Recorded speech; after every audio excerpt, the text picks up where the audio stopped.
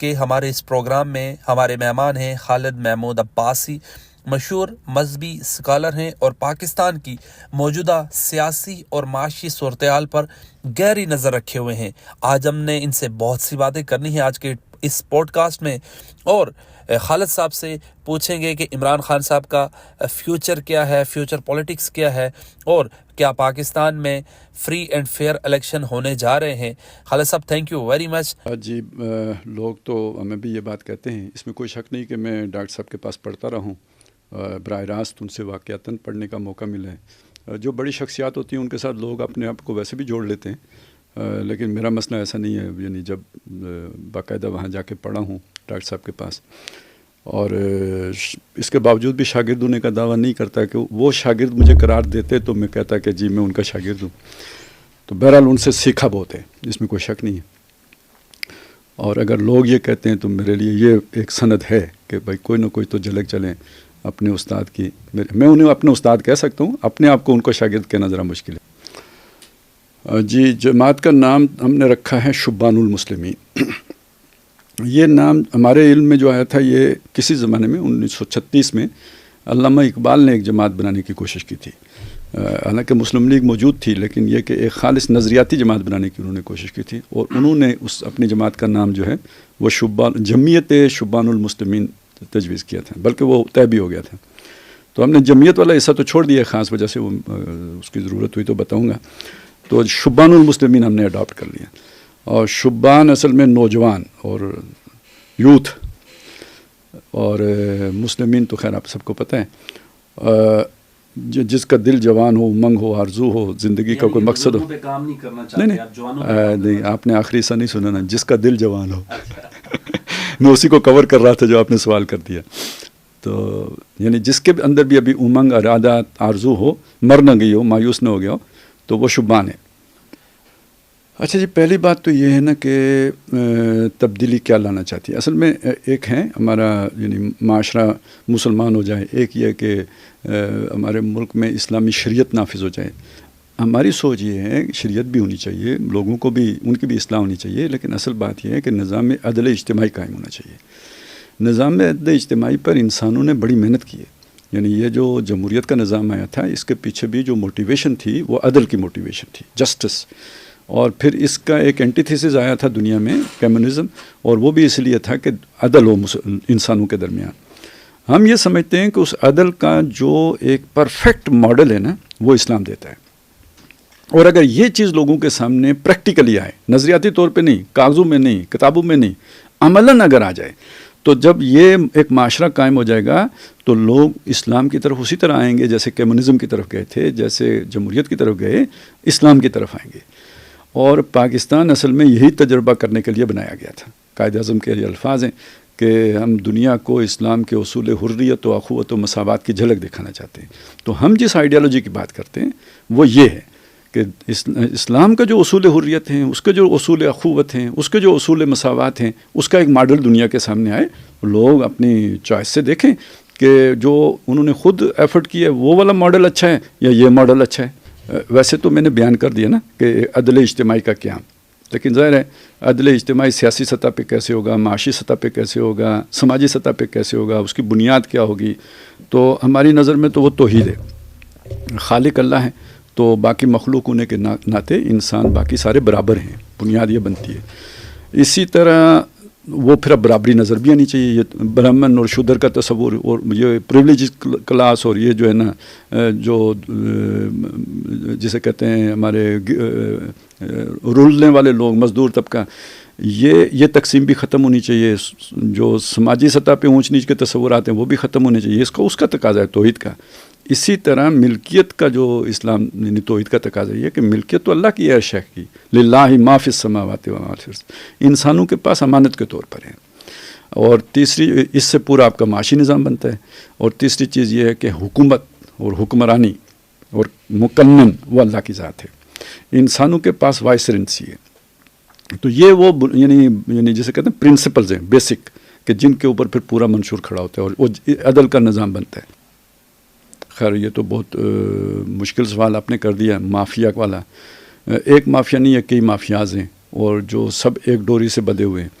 اور جو ہمارے حالات ہیں اس وقت سیاسی اور معاشی، وہ ظاہر ہے اس پہ تو ابھی کچھ کہنے کی ضرورت نہیں ہے. سب جو ہر بندہ یہ کہہ رہا ہے کہ درگرگوں ہیں، برے حال ہیں، اور وہ تو ہم ابھی پیچھے ڈیفالٹ ہوتے ہوتے بچے ہیں، بمشکل بچے ہیں، اور ابھی پوری طرح نکلے بھی نہیں ہیں، ابھی بھی خطرات موجود ہیں. لیکن اس جگہ تک ہمیں مافیاز ہی نہیں پہنچایا ہے. پاکستان بنتے ہی ایک قبضہ گروپ جو ہے نا وہ قابض ہو گیا، اور وہ آپس میں کنیکٹڈ ہے، اور اس کے افراد بیوروکریسی میں بھی ہوتے ہیں، پولیٹیشنز میں بھی ہوتے ہیں، ملٹری میں بھی ہوتے ہیں، جوڈیشری میں بھی ہوتے ہیں، صحافت میں بھی ہوتے ہیں، لیکن وہ آپس میں کنیکٹ رہتے ہیں، وہ ایک دوسرے کے مفادات کا تحفظ کرتے ہیں. جو عام پاکستانی ہوتے ہیں یا جو انہی اداروں کے اندر مخلص لوگ ہوتے ہیں وہ ڈسکنیکٹ ہوتے ہیں، ان کے آپس میں کنیکشنز نہیں ہوتے، لہذا وہ نیٹ ورک بن جاتا ہے اسٹیٹ ود ان اسٹیٹ. اور لیکن یہ کہ وہ ہڈن اسٹیٹ یا یہ کہ ان سین اسٹیٹ، یا لوگ شاید اسے ڈیپ اسٹیٹ بھی کہتے ہیں. اچھا، یہ ڈیپ اسٹیٹ سے بھی ذہن جاتا ہے یا فوج کی طرف یا عدلیہ، یہ نہیں ہے اصل میں، یہ وہ نیٹ ورک ہے، شیطانی نیٹ ورک، ایول فورس، اور اس کا جو آپس میں کنیکشن ہے وہ مل کے ایک ڈیپ اسٹیٹ، اندر کنیکشن ہے، ڈیپلی کنیکٹڈ لوگ ہیں یہ. اور ان سب کے جو ہے نا یہ جسے آپ کہتے ہیں ایول فورسز ہیں، یہ کوئی انڈر ورلڈ ہوگی، کوئی قبضہ گروپ ہوگا، زمینوں کو قبضہ کرنے والے ہوں گے، کوئی آئین قانون سے ہٹ کر چلنے والے لوگ ہوں گے، جو ترقی چاہتے ہوں گے کہ انہیں مطلب وہ چھلانگیں لگا کے ترقی کریں. تو یہ سارے مل کے پھر ایک وہ قبضہ گروپ بن جائے. وہ صرف پاکستان ہی کے حالات نہیں ہیں، بیسیکلی اگر اس کو آپ دیکھیں گے نا تو وہ میں نے یہ جو اسلام کی نشت ثانیہ ہے اس کے ساتھ اسے جوڑا تھا. اس کی بیسک بنیاد یہ ہے کہ سورہ کہف ہوا ہے جس کے بارے میں یہ بتایا گیا کہ یہ دجال سے پناہ دینے والی صورت ہے. تو اس میں ہمارے علماء میں سے بعض حضرات نے جب انگریز یہاں پہ آئے تھے تو اس دور کو یہ قرار دیا تھا کہ گویا یہ ایک طرح کا دجالی دور ہے. اور سورہ کہف میں سب سے پہلے جو اصحاب کہف کا ذکر ہے تو جو ہمارے ہاں مدارس بنے تھے اس کو تعبیر کیا گیا تھا کہ یہ گویا کہف کی سنت زندہ کی گئی ہے. بس وہ انہوں نے وہاں روک دیا تھا، میں نے اس کو 3-4 سٹیپ اس سے آگے بھی بیان کیے کہ اس میں کوئی شک نہیں کہ اگر وہ کہف کی سنت نہ زندہ کی جاتی تو دین اور ایمان کو بچانا مشکل ہو جاتا، اور یہ بر صغیر میں جو ایمان یا اسلام رہ گیا تصوراتی طور پر وہ اس کافی سنت کے زندہ کرنے سے رہ گیا. لیکن پھر اس کا نتیجہ یہ نکلا کہ اگلا دور وہ آیا، اب وہ کافی دور نہیں ہے، اگلا دور آیا جس میں ڈائیلاگ ہوا. کیونکہ سورہ کہف کا اگلا جو واقعہ آتا ہے نا وہ ایک غریب آدمی اور ایک بہت امیر کبیر آدمی کے درمیان ڈائیلاگ کا ہے، جسے آپ مناظرہ کہہ لیں چلیں، یا گفتگو یا دعوت و تبلیغ کہہ لیں، جو نام دیں. تو یہ ویسٹ کے مقابلے میں پاکستان یا ویسٹ کی فکر کے مقابلے میں اسلامک تھاٹ، یہ ایک بہت یعنی غربت والی بات ہے. تو علامہ اقبال نے ویسٹ کی آنکھوں میں آنکھیں ڈال کر اسی طرح بات کی ہے جیسے ہم سورہ کہف میں اس غریب آدمی کو ایک امیر آدمی سے بات کرتے دیکھتے ہیں. یہ نیکسٹ فیز ہے. میں نے پھر اس کے آگے کچھ بیچ میں اور بھی فیزز آتے ہیں، ان کو میں اسکپ کر رہا ہوں ابھی. تو تیسرا آخری جو میں نے بتایا تھا سورہ کہف میں ذوالقرنین کے دور کا ذکر ہے. اب آپ دیکھیں کہانی شروع کہاں سے ہوئی، اوپر مشرک بادشاہ ہے اور جو ایمان والے ہیں وہ بالکل پسے ہوئے ہیں، دبے ہوئے ہیں، بے دست و پا ہیں. کہانی جا کے ختم کہاں ہوئی، پوری سورہ کہف جا کے ختم کہاں ہوئی. جو اوپر بادشاہ ہے وہ مومن ہے اور وہ مشرق میں بھی اور مغرب میں بھی فتوحات حاصل کرتا جا رہا ہے. تو اگر پوری سورہ کہف کو سامنے رکھیں تو وہ اسلام کی غلبے کی پیشنگوئی کر رہی ہے. تو میں نے پھر اس کو یہ جوڑا تھا کہ اب ایک ملک بن گیا ہے. یعنی جب اقبال ڈائیلاگ کر رہے ہیں تو ملک نہیں ہے، اقبال کی زندگی میں ملک نہیں بنا، اب ایک ملک بن گیا ہے، پھر وہ ایٹمی پاور بن گیا ہے. تو اس کا مطلب یہ ہے کہ ہم ذوالقرنینی دور کے بہت قریب پہنچ چکے ہوئے ہیں. یہ تھا جو میں نے وہ ایک جوڑ دیکھیں. انسان کبھی بھی اسے اپنی ایفرٹ سے سیٹسفائیڈ تو نہیں ہونا چاہیے، کیونکہ ہے جستجو کے خوب سے ہے خوب تر کہاں. اور لیکن یہ کہ آپ یہ تو دیکھیں نا، ٹھیک ہے میں مانتا ہوں جمہوری نہیں بنا سکے، میں یہ بھی مانتا ہوں کہ ہم اسلامی بھی نہیں بنا سکے، بلکہ اس اعتبار سے شاید ہم نے کچھ ریورس میں جو ہے نا وہ ارتقا کیا ہو، ترقی کی ہو. لیکن یہ کہ ایٹمی تو بنا لی ہے نا. 47 میں ایٹم بم تو نہیں تھا نا ہمارے پاس، آج ہے نا. میزائل ٹیکنالوجی تو ہے نا. 47 میں ہم اپنا دفاع کرنے کے قابل بھی نہیں تھے، آج کچھ نہ کچھ تو ہے نا. جو ہماری ناکامیاں ہیں وہ اپنی جگہ پہ ہیں، لیکن جو ہم نے کچھ گین کیا ہے اس کا تذکرہ نہ کرنا بھی تو کوئی جیسے کہتے ہیں عدل کا تقاضا پورا کرنے جیسی بات تو نہیں ہے نا. یہ بھی تو ایک ناانصافی کی بات ہے. تو جو ہم نے حاصل کیا وہ اس کو کیوں نہیں ذکر کرتے؟ اس لیے کہ اس قبضہ گروپ کو یہ بات پسند نہیں تھی، اسے جس کا میں نے ابھی ذکر کیا. یہ اصل میں دیکھیں یہ دونوں سائڈ بائی سائڈ چل رہے ہیں. وہ مخلص لوگ جو پاکستان کے لیے کچھ کرنا چاہتے ہیں، یہ قبضہ گروپ جو اپنے مفاد کے لیے کھڑا ہے، کنیکٹڈ ہے ان فورسز کے ساتھ جو پاکستان دشمن ہے. یہ ڈیپ اسٹیٹ ہے. لہذا جو لوگ پاکستان کا فائدہ کرتے ہیں وہ ان عناصر کو پھر استعمال کر کے ان کو ذلیل کیا جاتا ہے. یہ آپ وہ ایم عالم ہو، ڈاکٹر قدیر خان ہو، جو بھی مخلص بندہ ہوگا اسے ذلیل کیا جائے گا. لیکن کون کراتا ہے؟ جو دشمنان پاکستان ہے. اور کس کے ذریعے سے کراتے ہیں؟ جو پاکستان میں حکومتی عہدوں پر ہیں، جو کی پوسٹس پر ہیں، ان کے ذریعے ہو، لیکن کنیکٹڈ کسی اور کے ساتھ. ایک دم الزام اسٹیبلشمنٹ پہ لگا دیتے ہیں. کون؟ یہ لوگ جو لوگ لگا دیتے ہیں نا. یہی تو میں فرق سمجھانے کی کوشش کر رہا ہوں. ابھی چلیں آپ نے سورہ کاف کا کہا تو میں آپ کو سورہ یوسف کا بھی، وہ بھی معروف قصہ ہے، سب کو پتہ ہے اس میں. تو یوسف علیہ السلام کو لے جانے کی اجازت کس نے دی تھی؟ یعقوب علیہ السلام نے. کیسے دی تھی؟ بیٹوں نے آ کے کہا تھا یہ کھیلے گا، کھائے پیے گا، ہمارے ساتھ جائے گا. تو یعقوب علیہ السلام نے کہا ٹھیک ہے لے جاؤ آپ، مجھے یہ خطرہ ہے کہ اسے بھیڑیا نہ کھا جائے. لیکن انہوں نے کہا جی ہم حفاظت کریں گے، اور نخن اسبا، ہم پورا جتھا ہیں، پوری فوج ہیں، ہم حفاظت کریں گے. تو ان کی باتوں میں آ کے یعقوب علیہ السلام نے جانے دیا. تو یوں ہوتا ہے، جو نیٹ ورک ہوتے ہیں نا وہ اپنا کام اس طرح نکال لیتے. حکومت بنا سکتی نہیں بنا سکتی. اصل میں اس میں دیکھیں اسٹیبلشمنٹ کا وہ نہیں ہے، دوش نہیں ہے، یا دے بھی سکتے ہیں آپ، لیکن اصل مسئلہ کیا ہے اس کو سمجھ لیں. کیا ہماری سیاسی جماعتیں واقعی سیاسی جماعتیں ہیں؟ سیاسی ادارے ہیں؟ نہیں ہیں. یہ خاندانوں کی بادشاہتیں ہیں جس کی وجہ سے ان کے اندر سیاسی بالادگی نہیں آتی. دیکھیں سیاسی عمل ایک شے ہے. ایک آدمی اسکول کے زمانے سے سیاست شروع کرتا ہے، پھر وہ محلے کی سطح پہ سیاستدان بنتا ہے، یونین کونسل کرتے کرتے پھر وہ اپنی پارٹی کے اندر جو ہے نا مقابلے کرتے کرتے کرتے اوپر آتا ہے.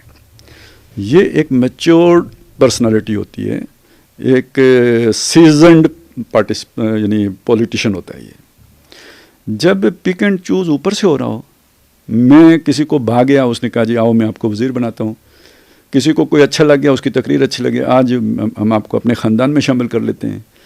اب یہ والی، اور پھر یہ کہ نامزدگیاں ہوتی ہیں، جناب یہ فلانی پنڈی کا صدر ہے، ٹکٹ تقسیم کرتی ہیں، وہ اوپر سے ہوتے ہیں، کارکن سے کوئی نہیں پوچھتا، ووٹ کو عزت نہیں دی جاتی. تو یہ بن جاتے ہیں اصل میں گروپس. یہ پولیٹیکل پارٹیز نہیں ہیں. اس وجہ سے ان کے اندر نہ ویژن ہوتا ہے، نہ پولیٹیکل سینس ہوتی ہے، نہ یہ پالیسیاں بنا سکتے ہیں، نہ یہ انٹرنیشنل پالیٹکس کو سمجھ پا رہے ہوتے ہیں. تو وہ اگر اسٹیبلشمنٹ بھی نہ مداخلت کرے، دیکھیں مطلب ان کو سہارا نہ دیں تو یہ ملک کیسے چلائیں گے؟ مجھے یہ بتائیں، آج کی آپ کی جو پوری سیاست ہے، سارے سیاستدان مل کر، الیکشن کمیشن مل کر، عدالت مل کر، اگر فوج نہ ہو یہ الیکشن کرا سکتے ہیں؟ آپ کہتے ہیں کہ اسٹیبلشمنٹ کا عمل دخل ہونا چاہیے سیاست؟ میں نہیں کہتا. دیکھیں دو چیزیں علیحدہ ہیں. کوئی بندہ یہ چاہے گا کہ اس کو اسٹیرائڈز دیے جائیں؟ نہیں چاہے گا. لیکن انفیکشن بہت شدید ہو جائے، مرنے والا ہو، تو ڈاکٹر دیتے ہیں یا نہیں دیتے؟ تو پسندیدہ نہیں ہے، لیکن ایک وقت کی مجبوری ہو جاتی ہے.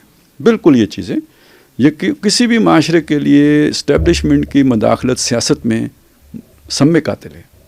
لیکن آپ اگر ملک لے کے نہ چل سکتے ہو، آپ میں اہلیت ہی نہ ہو، آپ نے اپنے آپ کو اس کے قابل بنایا ہی نہ ہو، اور آپ آپس میں لڑ پڑیں، جج سیاستدانوں کے جو ہے نا وہ شلوار اتارنے کے در پہ ہو جائیں، اور سیاستدان جو ہے سپریم کورٹوں پہ حملہ کرنا شروع کر دیں، تو بھئی کسی نے تو ان آرڈر رکھنا ہوتا ہے نا. پھر اسٹیٹ کی ریٹ کو برقرار رکھنا. دیکھیں نا یہ اصل میں خلا پیدا ہوتا ہے تو کوئی دوسری طاقت اس خلا کو فل کرتی ہے. آپ کا اپنے گھر میں کنٹرول نہ ہو، پڑوسی کا عمل دخل ہو جائے گا. ہاں جی، یہ تو مطلب لگا ہے کہہ سکتے ہیں آپ. نہیں میں تو یہی کہہ رہا ہوں نا، لگا ہے. میں نے یہ نہیں کہا کہ نہیں لگا ہے، میں نے کہا اب لگا ہے. بھٹو صاحب کو جو پھانسی دی گئی وہ تو مارشل لا کے دور میں دی گئی، وہ جوڈیشل مارشل لا نہیں تھا، وہ تو مارشل لا تھا. رہ گیا مسئلہ ماضی میں نہیں، یہ تو ابھی کل کی بات ہے جو عمران خان صاحب کے ساتھ ہوا ہے، کوئی پرانی ماضی کی کہانی نہیں ہے. میں اس کو نہیں جوڈیشل مارشل لا کہتا. جو بندیال صاحب, اعجاز الاحسن اور یہ کیا خیال گروپ تھا جو نقوی صاحب, جی یہ جوڈیشل مارشل لا تھا جنہوں نے آئین سے بیانڈ فیصلے کیے. ود ان آئین اگر آپ فیصلے کرتے ہیں, یہ کوئی جوڈیشل مارشل لا نہیں ہوتا. جو غلط کرے اس کو لٹکاؤ.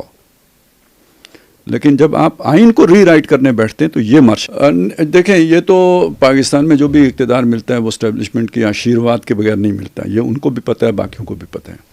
تو اس وقت کو ان کی ناراضگی تو اصل میں یہی ہے. آج کو آپ کو 4 سال پہلے کا پتہ ہوگا کہ ان کا یہی بیانیہ ہوتا تھا کہ فوج کو پریز وہ کرتا ہے کہ جس کی ماں ایک اور باپ ایک اور ماں نیک ہو, وہ کرتا ہے. اور پھر یہ ہوا کہ یہ غدار ہیں, وہی میر جعفر اور میر صادق ہو گئے. اور کل اگر وہ واپس لے آئیں تو پھر وہی ایک اور نیک والا ہو جائے گا. جو تو صرف اتنی ساری بات ہے. جنرل باجوہ 22 کروڑ عوام کے باپ بن گئے. وہ ابھی پھر ابا بن جائیں گے, وہ کوئی مسئلہ نہیں ہوتا. وہ یہی ہے, جیسے ابھی نواز شریف صاحب کیوں نکالا سے پھر واپس وہ ہو گئے. یہ تو اسی طرح چلتا ہے. مسئلہ یہ ہے کہ بات اب اس سے آگے ہے. بات اس سے آگے یہ ہے کہ جو عمران خان صاحب کے اصل والی وارث ہیں ان کو اب فوج یعنی پسند نہیں ہے. اور یہ اب یعنی یہ لڑائی اب ختم نہیں ہو سکتی, یا دوبارہ محبت میں نہیں بدل سکتی. وہ جو آرمی چیف بدل جائے, یہ اب نہیں ہو سکتا, یہ اب نہیں ہو سکتا. اب عمران خان صاحب جو ہے نا جسے کہتے ہیں عقل نہیں بن سکتے. نہیں, اگر عمران خان صاحب عوام کی طاقت سے واپس آتے ہیں فوج کی خیر نہیں ہے. کیا کر لیں؟ جو کر سکے, جو 9 مہینوں جو نہیں کورٹ مارشل کیا سارا, یعنی اصل میں تو انٹرنیشنل سکیم ہے نا کہ فوج کو چھوٹا کرنا ہے. اتنی بڑی فوج اب پاکستان کی ضرورت نہیں ہے. اب آپ کیا سمجھتے ہیں, اب وہ آئیں گے تو خمینی بن کے آئیں گے, اور کوئی رستہ انتخاب کے ذریعے سے عمران خان کے آنے کا کوئی امکان نہیں ہے. عمران خان کے آنے کا اب ایک ہی امکان ہے کہ وہ خمینی بن کے آئیں, اور اس صورت میں وہ 30-40 آدمیوں کا روزانہ ناشتہ کیا کریں گے, 70-80 کا دوپہر کا کریں گے کیلولا کرنے سے پہلے, اور رات کا تو خیر ان کی رات لمبی ہوتی ہے. خمینی کیسے بنے گی؟ ان کو تو 6 ماہ سے اڈیالہ جیل سے باہر تک نکلنے نہیں دیا جا رہا. جو ان کے ساتھ لوگ میں نے یہ کب کہا کہ خمینی بنیں گے؟ سکتے ہیں. میں نے کہا آئیں گے تو خمینی بن کے آ سکتے ہیں بس.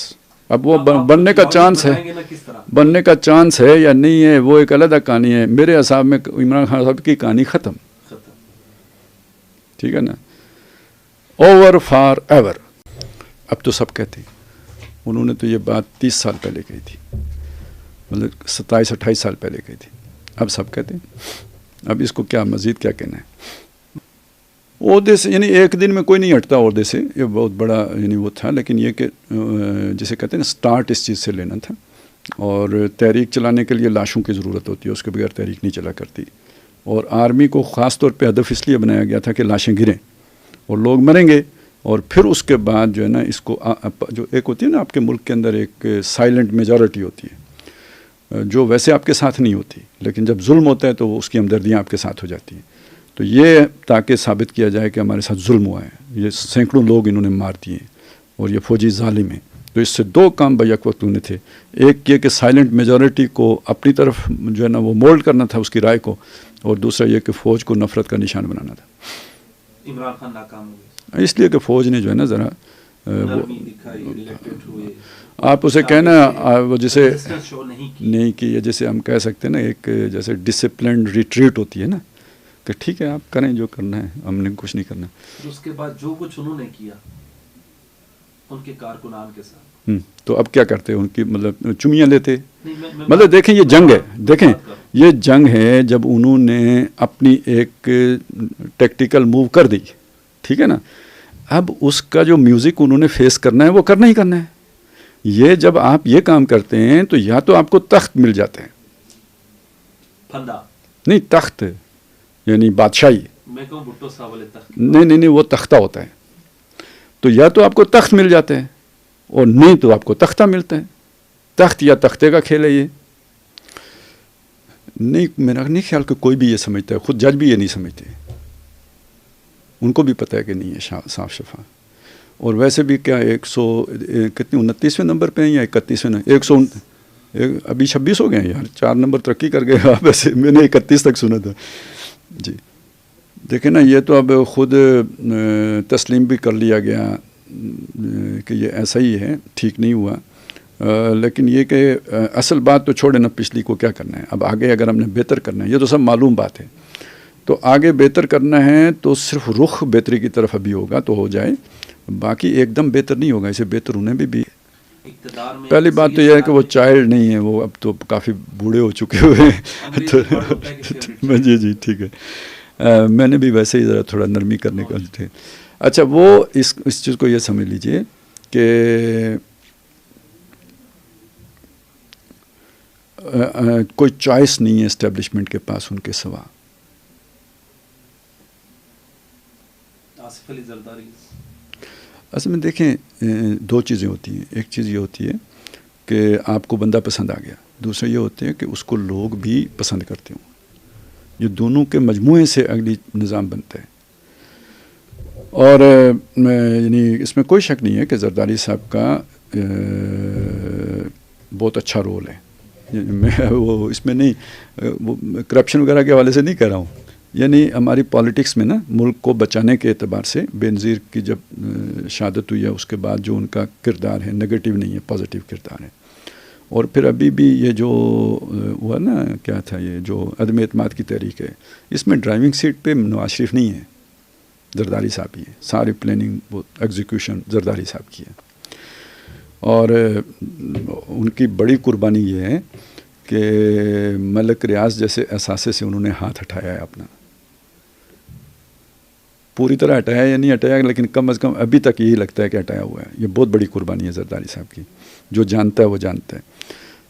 لیکن یہ کہ عوام بھی اس درجے میں، جو ایک ہوتا ہے نا کہ کسی نہ کسی درجے میں لوگ بھی ساتھ ہوں، تو وہ ان کے مقابلے میں نواز شریف صاحب کے ساتھ زیادہ ہیں لوگ. تو اس وجہ سے وہ ذرا اچھا. پھر ان کا یہ بھی ہے کہ ان کی ٹیم بھی ذرا تگڑی ہے، اور تعلقات بھی انٹرنیشنل جو ہے نا، مسلمان بادشاہوں کے ساتھ بھی اور ارد گرد بھی، چائنا کے ساتھ بھی زیادہ بہتر ہے.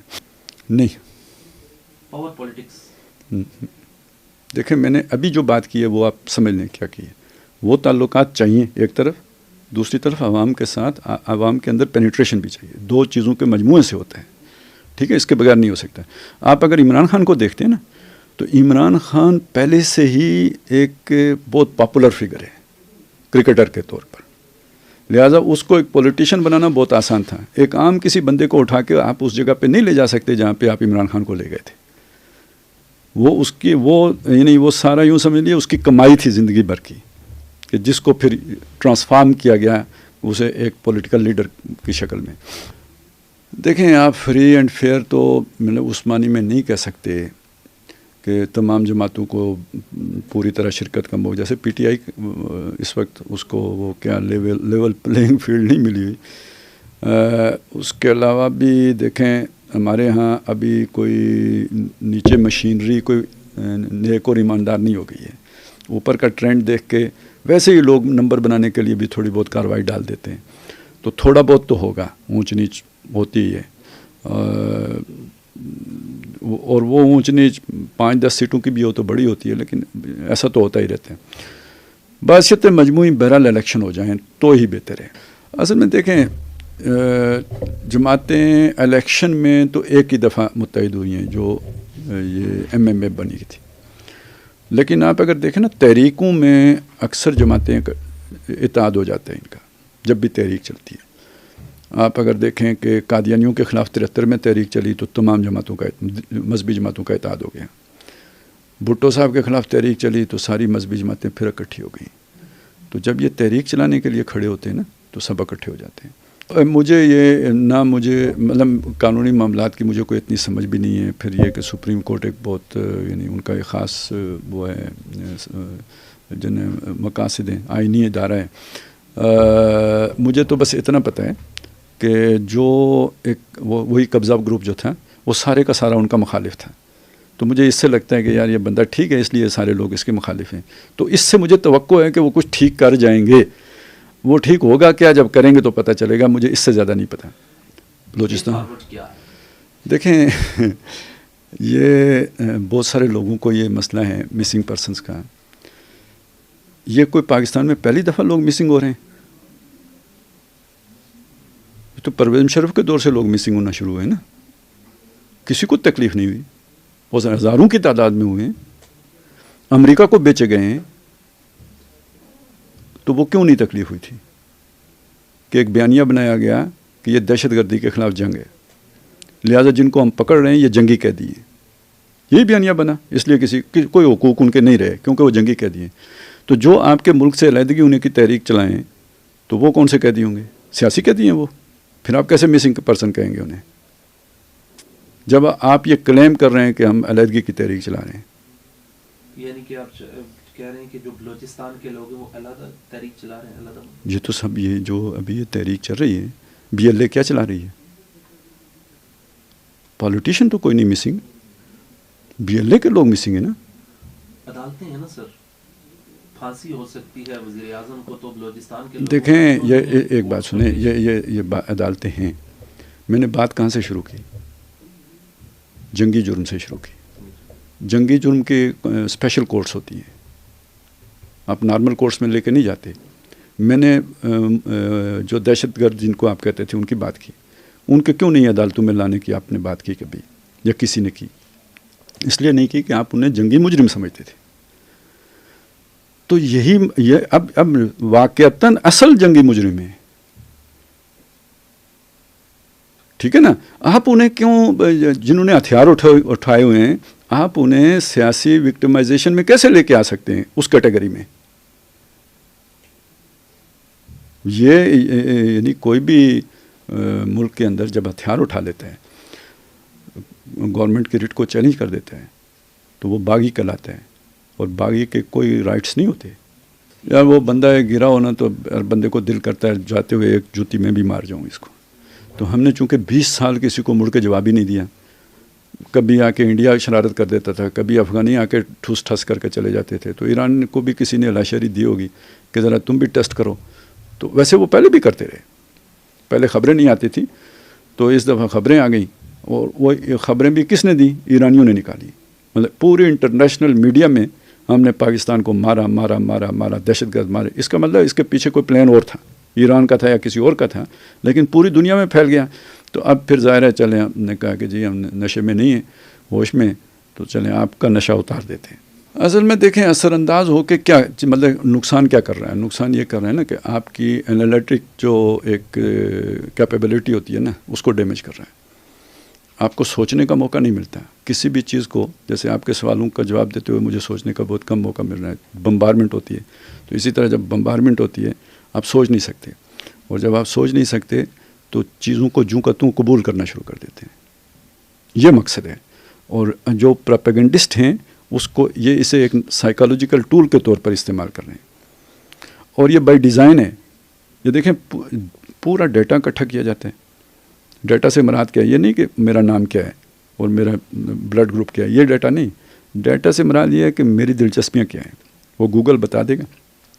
آرٹیفیشیل انٹیلیجنس سے پورا گروپنگ ہو جائے گی, اور پھر اس طرح کی انفارمیشن دے کر آپ کو ایک رخ پر ڈال دیا جائے گا. یہ جو دیوانگی ہے. عمران خان تو اس ہتھیار کو ویپن کے طور پر استعمال کرتا ہے. اصل میں سامنے عمران خان ہے نا. یہ اتنا مشکل آپریشن ہے کہ شاید پاکستان کے کسی ادارے کے بس کی بات بھی نہ ہو. یہ اس سے بہت اوپر کی شے ہے, یا نیچے کی شے ہے, جو بھی کہیں. نیچے سے مطلب وہ ڈیپ سٹیٹ والی جو بات ہم کر رہے ہیں اس طرح کی کوئی چیز ہے. یعنی یہ ہم آپ کہنا چاہیں نا مطالعے کی اب وہ دور نہیں رہا ہے. تو اصل میں دیکھیں نا, پہلی بات جو میں نے کی تھی نا کہ انفارمیشن آپ کے پاس اور ذرائع سے آنا شروع ہو گئی ہیں, تو پڑھنے کا اب رواج ہی نہیں رہا. سوچنے کا نہیں رہا تو پڑھنے کا دیکھیں قومیں کوئی ایک دن میں نہیں بنتی, اور نہ ہی کوئی سنگل پوائنٹ ایجنڈا ہوتا ہے جس سے قومیں بنیں. ملٹی ڈائمینشنل کام کرنے پڑتے ہیں, اور یہ طویل المدتی پروجیکٹ ہوتے ہیں. اور قوموں کو یعنی آج چائنا جو کھڑا ہے تو اس کے پیچھے 60 سال کی تاریخ ہے. یہ ایک دم نہیں ہو جاتا. اصل مسئلہ ہمارا یہ نہیں ہے کہ ہم کہاں ہیں. اصل مسئلہ یہ ہے کہ ہمارے اندر ابھی ول ہی نہیں پیدا ہوئی ہے کہ ہم نے اپنے آپ کو ٹھیک کرنا ہے. ارادہ ہی نہیں بنا ہے. وہ تبلیغ والے کہتے ہیں نا ارادہ کر لو, ابھی ارادہ ہی نہیں بنا ہے. جب ارادہ بنے گا تو پھر journey of 1000 miles begin with single step. تو وہ پہلا قدم پھر ہم اٹھا لیں گے. جب ادھر رخ ہو جائے گا تو ہم کہیں گے بس ٹھیک ہے اب چل پڑا. ہو سکتا ہے چوتھی نسل میں جا کے منزل مراد تک پہنچیں, تیسری میں پہنچیں, 10ویں میں پہنچیں, لیکن کم از کم قبلہ تو سیدھا کر لیں.